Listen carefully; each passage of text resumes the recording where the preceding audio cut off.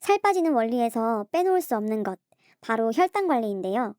다이어트에 조금이라도 관심이 있으신 분이라면 혈당 스파이크, 인슐린, 저당과 같은 단어를 많이 들어보셨을 거라고 생각합니다. 유튜브에 다이어트라고만 검색해도 바로 이렇게 혈당 조절과 관련해서 설명하는 영상을 많이 볼 수 있어요. 그만큼 이제 혈당과 다이어트는 뗄래야 뗄 수 없는 키워드가 되었습니다. 혈당과 다이어트에 대해 정말 심플하게 설명해 보자면 우리가 밥을 먹으면 밥에 들어있는 탄수화물이 소화되면서 포도당으로 바뀌고 이 포도당이 혈액으로 들어오면서 혈당이 올라가게 됩니다. 그러면 우리 몸에서는 올라간 혈당을 조절하기 위해 인슐린을 분비하게 되는데요.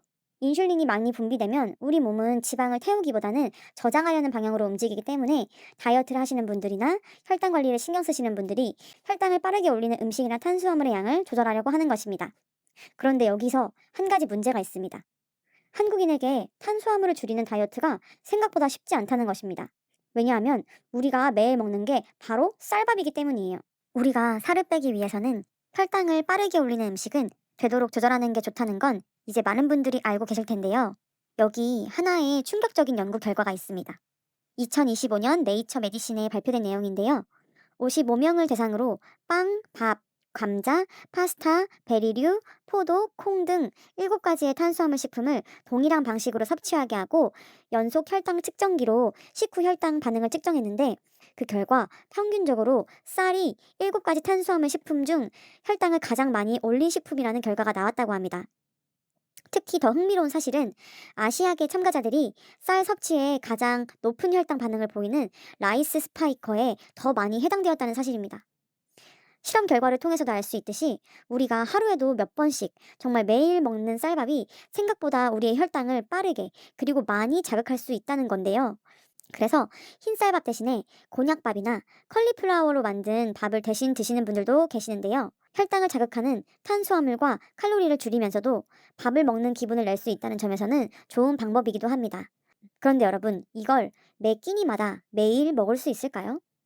물론 사람마다 다 다르겠지만 곤약밥도 컬리플라워 밥도 결국 쌀밥을 대신하는 대체식품이기 때문에 평생 매일 이렇게 먹으라고 하면 저는 솔직히 자신이 없습니다.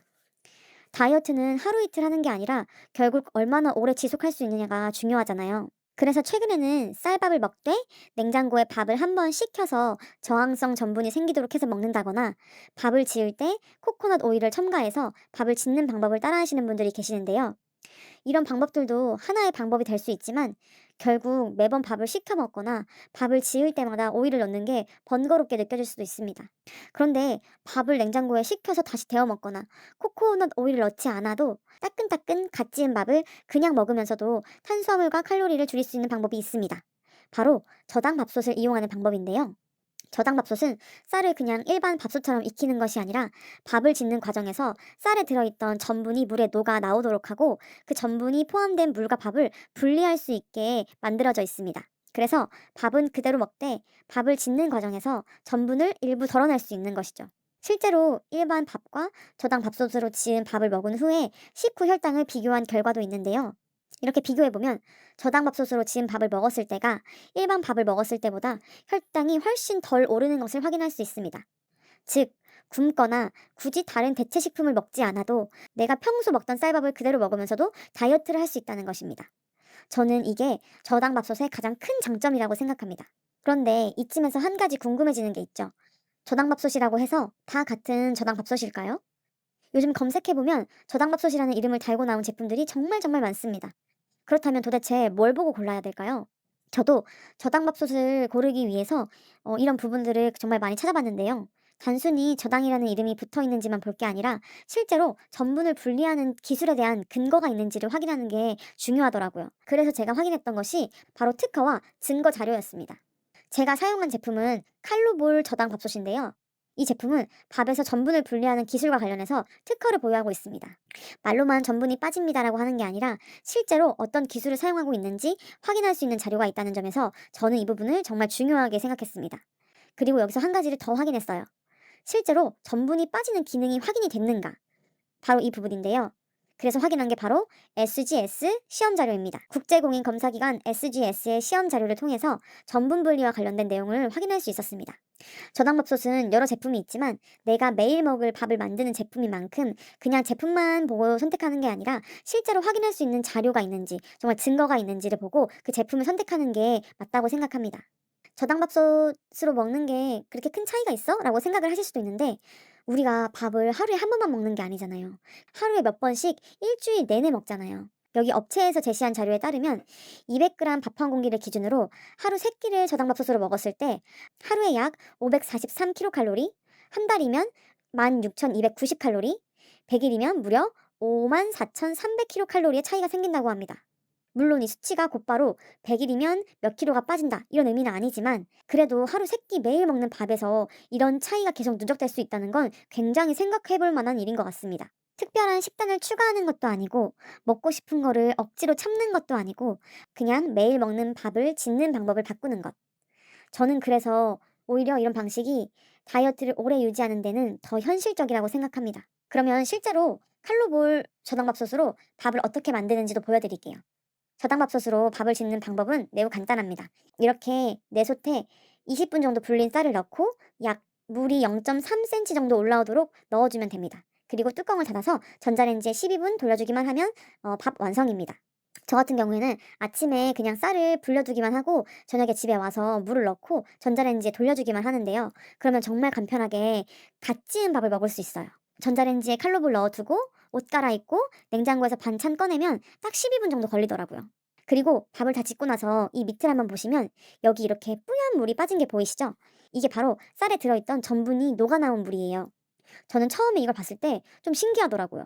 실제로 일반 밥솥으로 밥을 지으면 이 물이 빠져나가지 않고 밥 사이사이에 이렇게 녹아있는 거구나라는 생각이 들더라고요. 그런데 여기서 또 하나 걱정되는 게 있죠. 그래서 밥맛은 어때? 솔직히 맘만 놓고 보자면 전분이 밥에 녹아든 일반 쌀밥이 더 맛있게 느껴지는 건 사실이에요. 하지만 저당밥솥으로 지은 밥이 맛이 없냐? 그건 절대 아닙니다.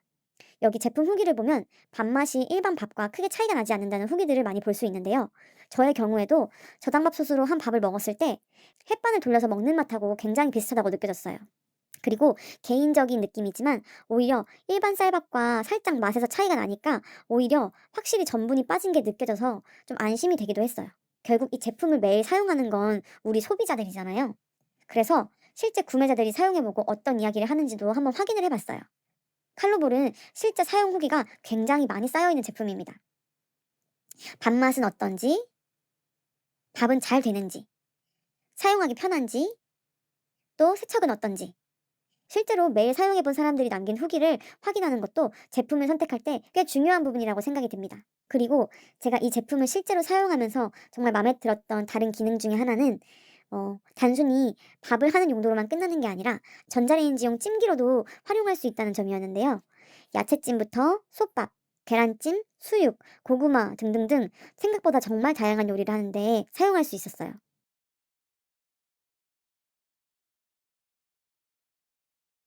사실 다이어트 한다고 하면 제일 먼저 하는 일이 밥 양을 덜어내는 거잖아요. 근데 저당밥솥으로 밥을 지으면 평소처럼 따뜻한 쌀밥 한 공기 그대로 먹으면서도 다이어트 효과를 볼 수 있다는 점에서 진짜 다이어트 난이도가 한결 수월해지지 않나라는 생각이 듭니다.